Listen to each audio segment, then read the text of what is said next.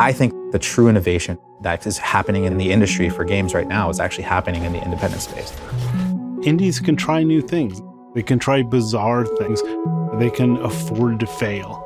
They're not afraid to go outside of the comfort zone of what is currently popular, what will make the most money.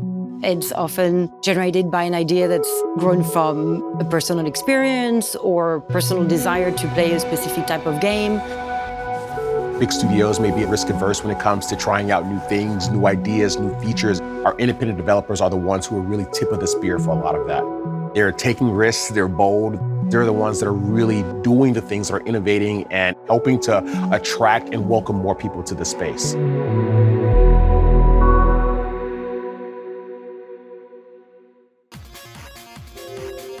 I've been making games since 1985, before there really was a game industry.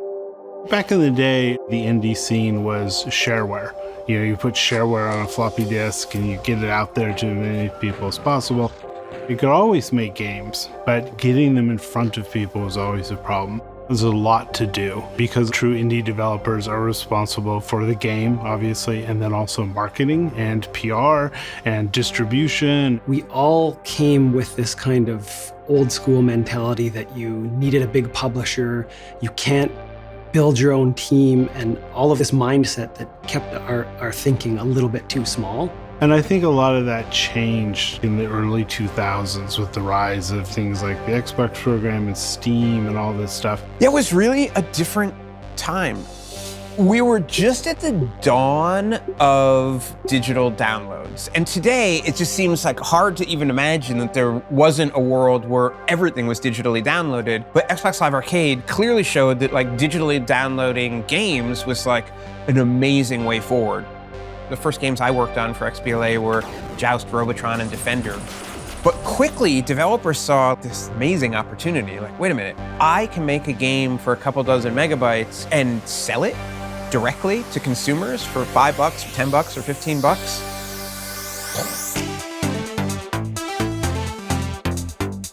The popularity vastly outstripped anything that Microsoft ever expected when it started the program. It thought it was going to be kind of cool to have some neat downloadable arcade games or puzzle games, and what they got was some of the most innovative and progressive independent games that have ever been created.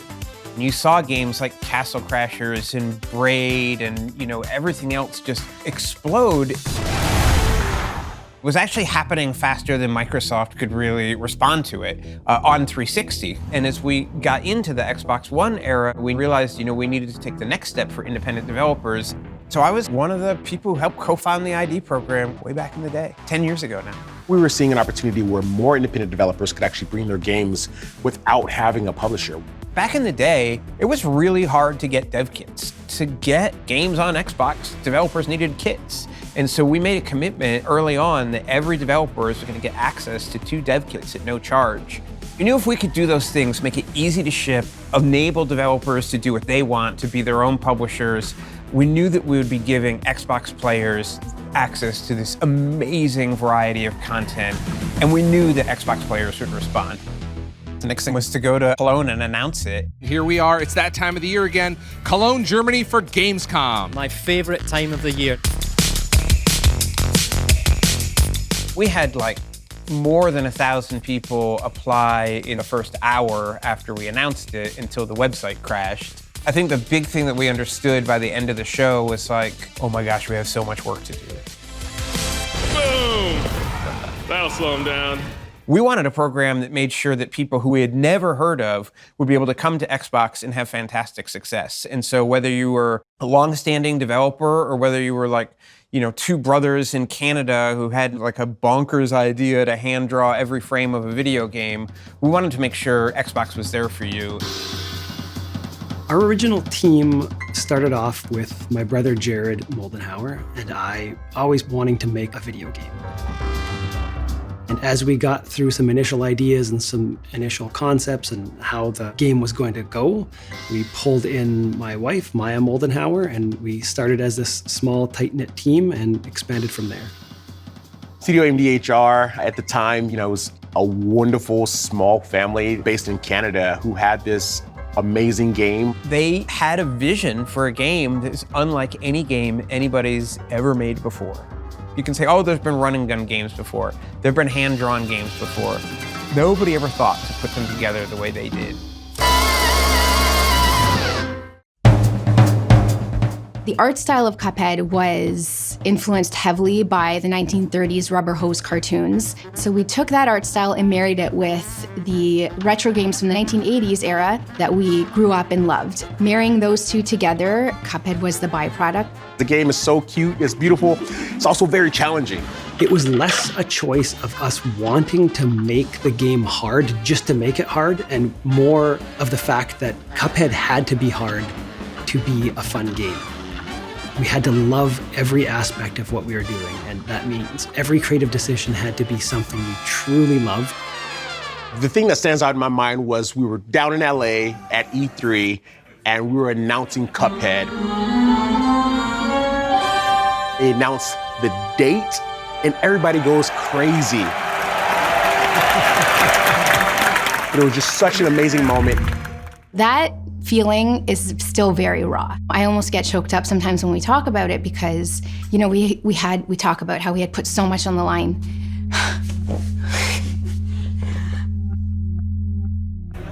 To step foot on that stage and not know whether or not we would ever even make our money back, whether or not we would ever be able to make another game, to see the fans' response to that announcement change the course of our lives.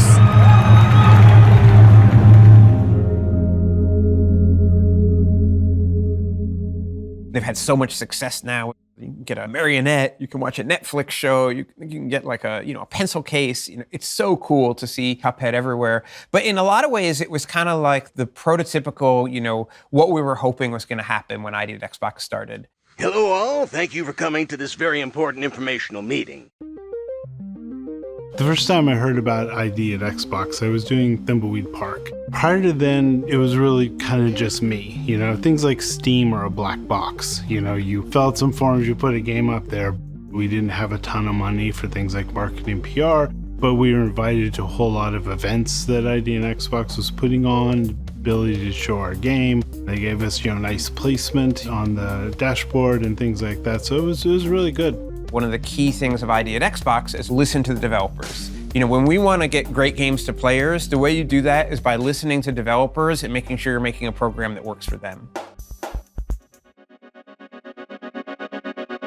Astroneer is an independent title. The 4 founders really wanted to venture out on their own, start their own project, take ownership over every part of development. When the original team was building out the game, they were really looking for a creative partner to work with to execute on that vision and also give them a little room.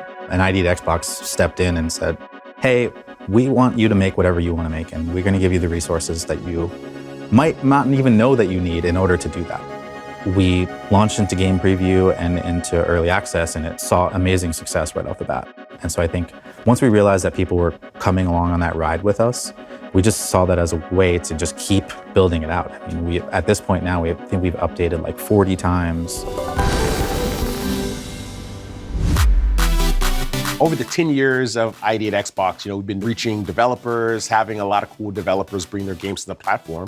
But we also recognize that there's more that we can do to reach our underrepresented developers. The mission of the Developer Acceleration Program is to empower underrepresented developers with the information and resources needed to bring their creativity, innovation, and originality to Xbox. We're talking about teams, including but not limited to studios led by women, studios led by people of color, studios led by members of the LGBTQI+ community or indigenous people. There's a studio that's focusing on accessibility. Hello, little fella. Another group of developers that we support through the DAP program are developers in parts of the world that are underrepresented from a game development standpoint. I recently had the chance to attend the big festival in Brazil. There's a studio called Sue the Real. They're making a game called One Beat Men. This is a game about Afro-Brazilians and beatboxing.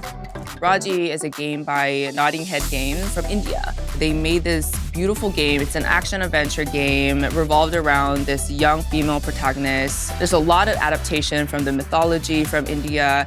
It's just very authentically Indian. A Space for the Unbound, which is a game from Indonesia, is a really, really beautifully crafted game. It's just a really nice gameplay experience where you get to learn about a different culture. As we start to empower more of these studios to tell more of their stories, I think we're going to see more diversity in the games that are coming to the platform, more diversity in the gamers that are playing these games. We made this little program to try and enable developers, and it's awesome, but developers are the people should be thinking about. The types of games that we see in genre, in style, in art, in region, in the size of the developers, the story they're trying to tell, it has increased in the last 10 years, and I see that continuing to rise. Whenever you're building art, it's like it's a part of your soul, right? You're putting yourself out there when you have your art, whether it's a painting or music or a game.